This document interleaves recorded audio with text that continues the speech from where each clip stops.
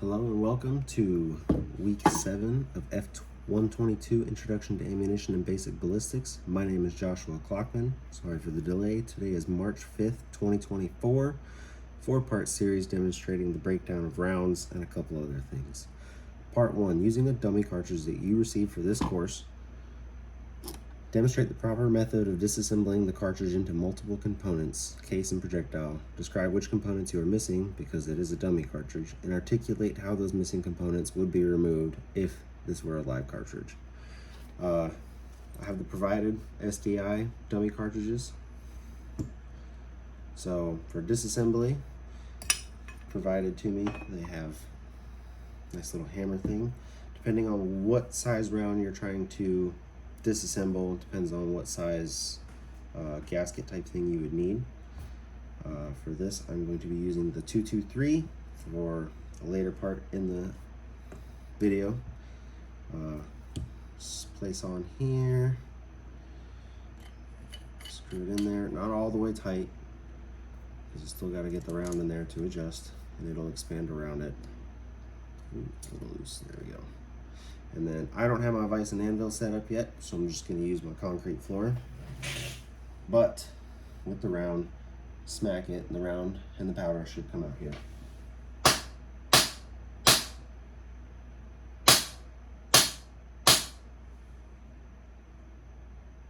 Might not be on tight enough.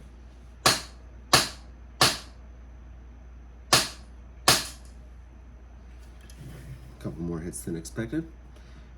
From there, you have the round inside, and all your powder would be in there as well.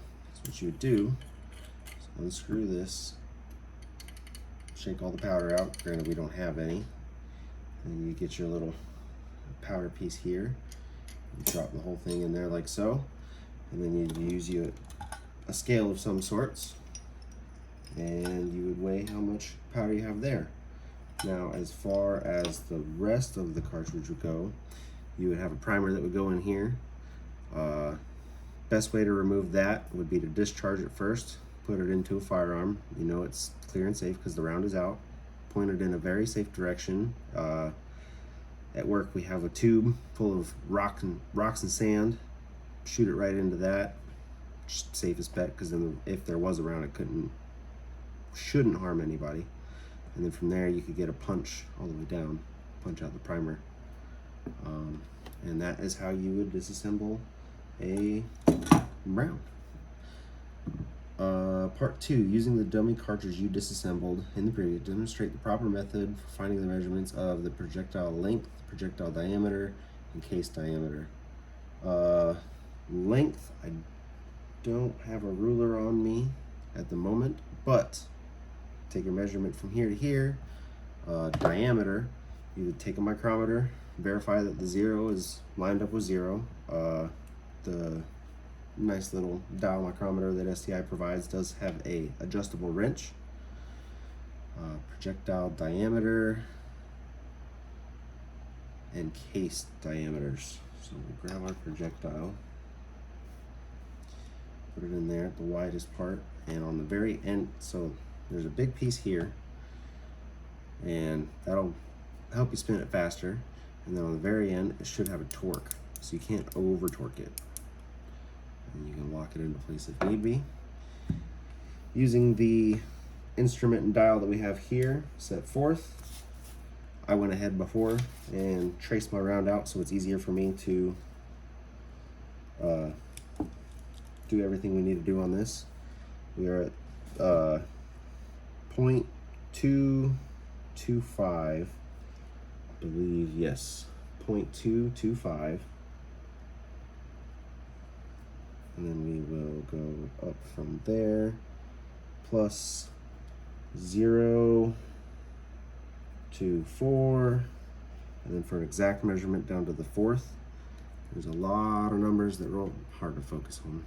There are a lot of numbers that roll down the side, and that'll give you that 4th dimension for more precise. You just got to figure out which one lines up almost perfectly. On mine, it's going to be to the 9th. And so from there, you would add up what you have. So what do we have? 24, so 9, 9, to 0.2499 for the 2.3 projectile diameter. I'm going to put it back in the case here. 2499. And then for the rest of it, same concept. So for the rim, spin it out a little bit more. Basically, I'm going to go through the bottom to the top just because it's easier for me.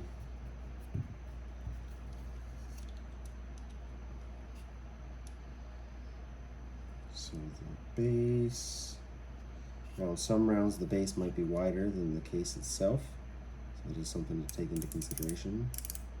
And there we have our clicks, and I have 3.75,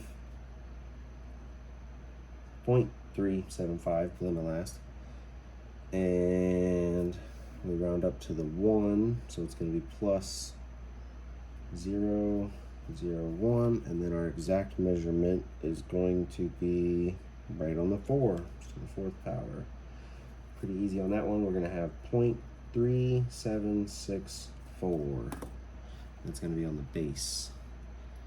And then for the shoulder, kind of hard to get the shoulder on this, but I will do the neck.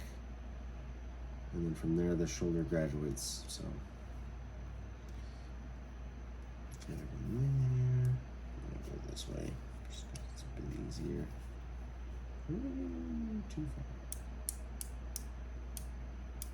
The torque part is nice. Usually, I'd only two clicks for work, but with this, I'm gonna do a couple extra. But that will allow you not to over torque in it and cause the case to shorten up in one spot, basically causing an oval instead of a circle. So from there, we are going to have, oh, thank gosh it was locked, 0.250. We're on the 21st, so 0.021. And to the nearest, we're on the 1. So pretty easy, 2711. I'll make this a little bit prettier for the next part, and then run down the middle, which I'm going to do towards the base because it's a bit larger. And click, click, 0.375, rounding up to the next number. It looks to be between 22 or 24, well, sorry, 23 and 24. So I'm going to round up to be on the safe side because it's a lot closer to that one. So we're going to say it's on the 0.24, and our exact measurement, rolling around, we are on the 7th. So adding that up, we've got 3997, 0.3997. Like I said, for the next dimension, I don't have a ruler on me, but that'd be the best way to measure that. If you have a digital one, micrometer, those can get extended out to anywhere between 3 and I've seen some as large as 18 inches. That'd be the best way for that.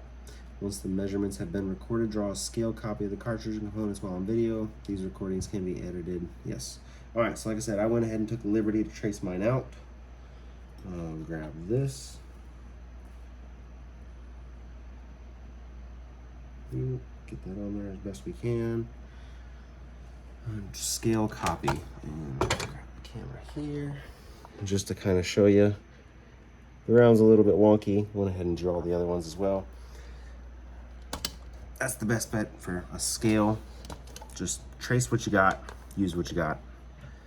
Part 4, demonstrate the proper method for finding projectile's weight using everything you need. So, like I said, we're gonna use the projectile. Normally you'd have a powder in here. Just scoot this around this way. Hang off the back. Slide this guy down a couple times. Ooh, a couple more. Ooh, I should do this. We're gonna come back 1, come back 2.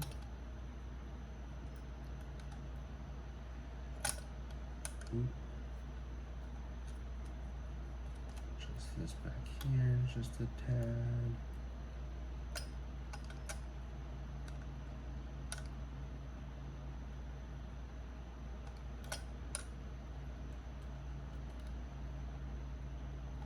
Oh. Very, very lightly. Now keep going till it's nice and even. And from there, we are pretty close. It looks to be about on the 40 green on the dot. Maybe even 41. And that's how we would use a scale for determining whether it's the projectile, which on this one I couldn't use the 9mm, it's a little bit too big, but there you have it. Same thing for if you're doing the grains for the powder inside the cartridge. See ya in a little bit.